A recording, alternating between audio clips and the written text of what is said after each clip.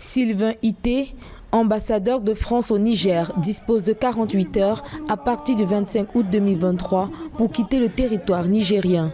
Dans un courrier adressé au ministère français de l'Europe et des Affaires étrangères, le ministère nigérien chargé des Affaires étrangères annonce le retrait de l'agrément de l'ambassadeur de France au Niger. Cette décision, comme le souligne le communiqué, fait suite à des agissements contraires aux règles et usages diplomatiques.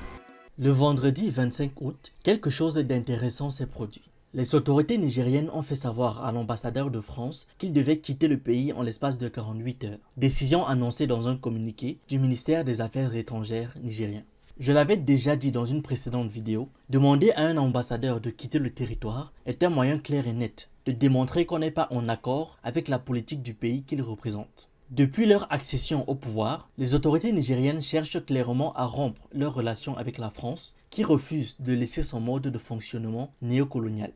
Et dans leur communiqué, les autorités ont justement justifié leur action en précisant que l'ambassadeur de France au Niger avait refusé de répondre à l'invitation du ministre des Affaires étrangères nigérien et que le gouvernement français menait des actions contraires aux intérêts du Niger. Le 25 août, Sylvain Ité, ambassadeur de France, avait été convoqué pour un entretien avec le ministère des Affaires étrangères du Niger. Face au refus de répondre à cette invitation, en plus des manœuvres à l'encontre des accords entre les deux nations, il se voit déclarer persona non grata sur l'ensemble du territoire nigérien. Par cet acte, le Niger rompt ses relations diplomatiques avec la France et par ricochet, aucun dialogue ne sera désormais plus possible.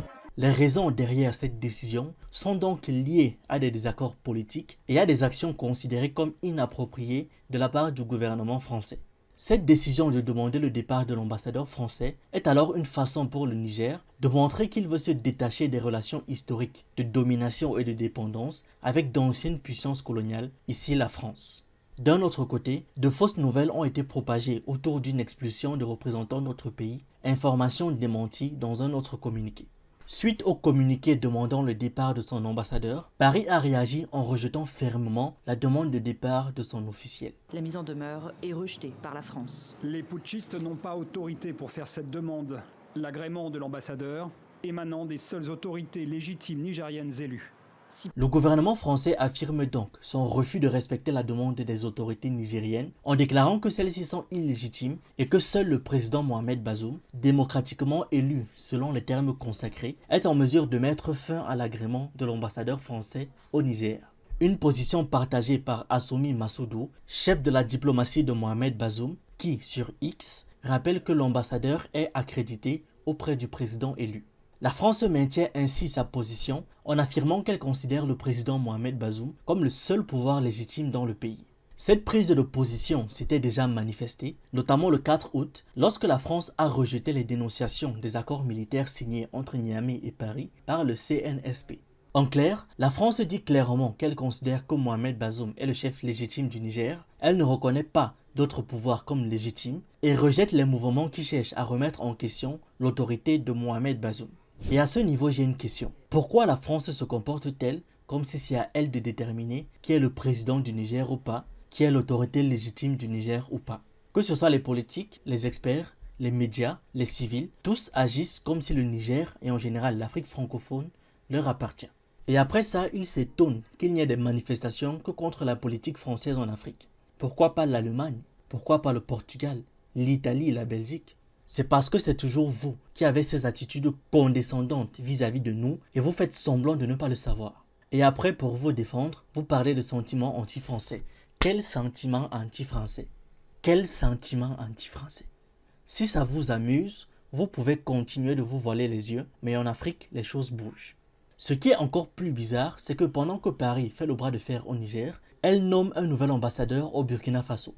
Le putsch est subitement fini au Burkina Faso, ou bien les autorités sont légitimes. En tout cas, le gouvernement burkinabé a clairement refusé d'approuver cette décision de Paris. Pour en revenir au Niger, le refus des autorités françaises de rappeler leur ambassadeur montre qu'elles veulent maintenir leur présence au Niger. Bien sûr, tout est simplement lié à des intérêts économiques et stratégiques importants que la France a dans la région.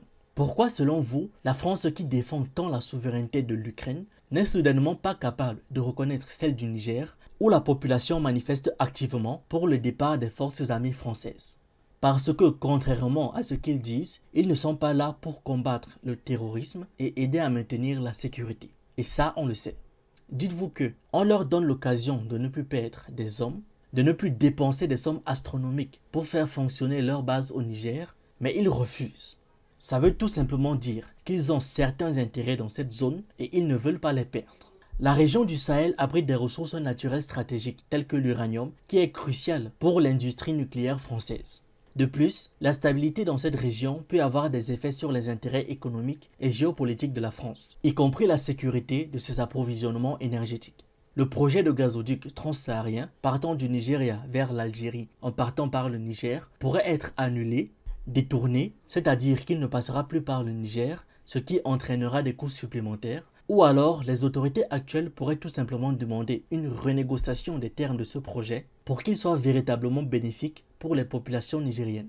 Autant de raisons pour la France de rester dans la région et de tout faire pour remettre au pouvoir Mohamed Bazoum. D'ailleurs, qui parle encore de lui? Aux dernières nouvelles, les discussions ne portent même plus sur Mohamed Bazoum et on parle déjà de transition. Mais pendant cette transition-là, que les autorités nigériennes ont prévue sur 3 ans, est-ce que la France va refuser de parler avec eux? Ce qui se passe au Niger est l'affaire des Nigériens. Ils n'ont pas besoin des donneurs de leçons de la communauté internationale pour tracer leur chemin. Il est ici question de la volonté et de la détermination du peuple nigérien à conquérir pour de bon sa souveraineté. Dites-moi ce que vous pensez de tout ça en commentaire et on se retrouve dans une prochaine vidéo. Pour les nouveaux sur cette chaîne, on parle de culture africaine, d'actualité, de sciences humaines et on s'édifie sur un ensemble de choses qui nous permettent d'anticiper et d'être prêts à toute éventualité. Je vous encourage donc à vous abonner, à liker cette vidéo et à la partager en statut WhatsApp, sur Facebook, sur Instagram ou même ailleurs. C'est totalement gratuit et ça fait toujours plaisir.